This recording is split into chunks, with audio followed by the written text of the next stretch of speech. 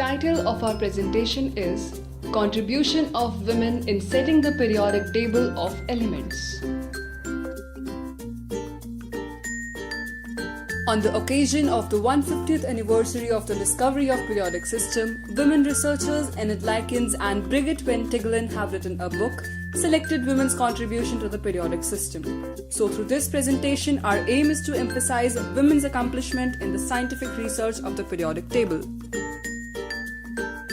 The pioneer researcher and the most celebrated women scientist, Marie Curie, is the recipient of Nobel Prize twice. Once for discovery of elements, polonium and radium with atomic number 84 and 88 respectively in 1898, and another time for her research on radioactivity. Way before Curie's investigations, in 1875, Ellen Richards found two new elements, samarium and gadolinium, while analyzing the mineral samarkskite. A nuclear physicist, Liz Meitner, along with Otto Hahn, discovered element 91, protactinium, in 1917 and 18. The second most significant women contribution is of Ida Noddack after Marie Curie. She, along with Walter Noddack, jointly discovered element 75, rhenium, in 1975. They also claimed to discover another element, mesarium, which later on was found to be consistent with atomic number 43, element named technetium.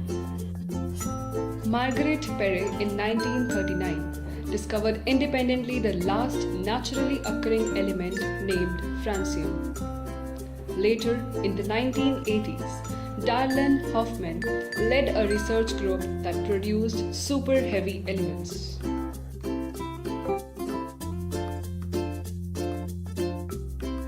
It was a moment of pride and a memorable year for all Indians in 2014 when an Indian female scientist, Dr. Maumita Maiti, along with Dr. Sushant Lahiri from the Saha Institute of Nuclear Physics, Kolkata, joined the international collaborators at GSI Helmholtz Center for Heavy Ion Research, Germany, to carry out the historic experiment to confirm the existence of a new super heavy element 117, thus opening the path for women scientists in India to participate in such endeavors and making our country shine at the global map. In 2015 and 16, Don Shaughnessy, while leading a research group, discovered 4 super heavy elements which have been added to the 7th row of the periodic table.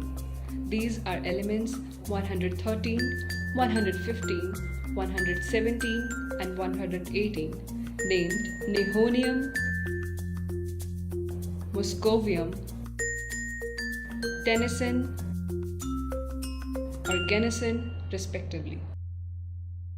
In 1913, Stephanie Horowitz provided the experimental evidence of existence of isotopes, while Margaret Todd suggested the term isotope meaning the same place in Greek.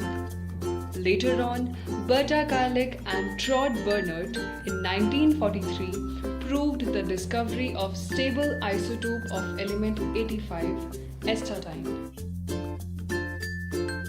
A number of women have also contributed to placing elements in the right position of the periodic table. In 1870s, Julia Lermontova separated the platinum group metals, which was a prerequisite in placing them in order in the periodic table. To honor these women wizards, number of elements have been named after them. A transuranium element produced in 1944 was named curium to honor the research work of Marie Curie. Next is the element meitnerium with atomic number 109, discovered in 1982, which was named in the honor of Liz Meitner. Women have also been at the forefront of pointing out the health hazards of various substances. For instance, Gertrude Walker and Alice Hamilton provided information about the dangers of lead poisoning in 1910. Owing to the scenario in the early era, there were many scientists who were not given due recognition for their work. One of them was Ida Noddack, who was ignored by the physicists in 1934 when he suggested that the nucleus could split, a process now called fission. Liz Meitner, forced to work in the basement, contributed equally in discovering nuclear fission along with Hahn, but unfortunately the only Hahn who received the Nobel Prize for the discovery. Rutherford was awarded the Nobel Prize in 1908 for his investigations on radioactive decay, while another female scientist, Harriet Brooks, was not at all credited, though she equally contributed in providing the evidence.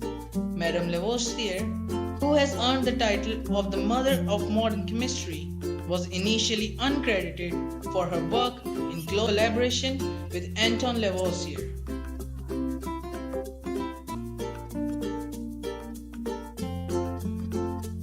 Thus, the periodic system is clearly much more than one man's work, as textbooks and media can give the impression. Tracing women in the history of chemistry unveils a clear picture of all the people who worked, from technicians to assistants, unpaid researchers to professors. Therefore, it is crucial to recognize that periodic system is an example of teamwork where women have contributed significant knowledge and discoveries.